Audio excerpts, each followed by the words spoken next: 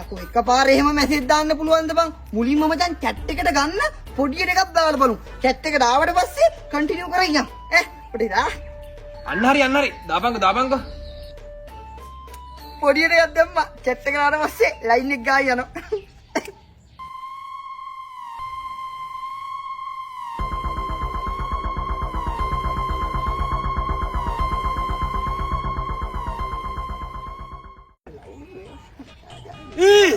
අන්න එනවා කොල කැඳ නංගි.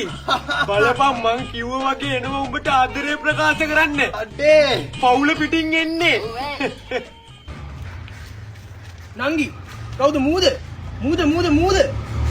මෙන්න මූ ඔව් මම මස්සිනි මම තමයි ලව් කරන්නේ යාට. අදවදී කොහොමද දැනගත්තත් දන්නේ නැහැ. උඹද උඹ දන්නවද යකෝ අපි කවුද කියලා?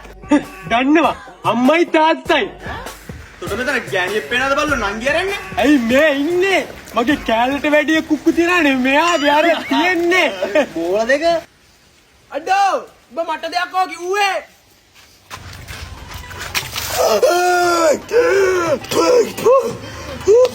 මේ මොකද්ද බං උඹට ඒ උනේ? ඒකනේ බං. අපි තුන්දෙනා ගියා පොල්ලක් හොයන්න කියලා අරුන් දෙන්නට තලන්නේ. කොහෙද බං එනකොට උඹට ගහලානේ පොළු තිබ්බේ නෑ බං. මේක නෙමෙයි. උඹ කොල කන්නන්ගිට වැරද්දක් කරාද බං?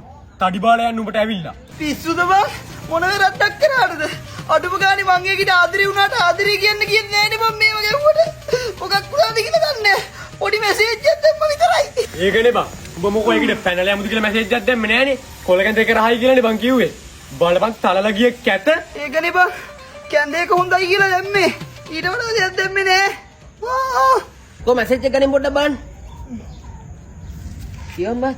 බලහන්කො බොරනම් වැරදියක් දාලා දිනවද කියලා. මේ මුගේ වැරද්දක් නෑ බං. මු හරියට දාලා තියෙන්නේ. නංගි වගේ කැඳ නම්මරු හෙටත් එන්න. ඒකනේ ඔයි කිව්වේ.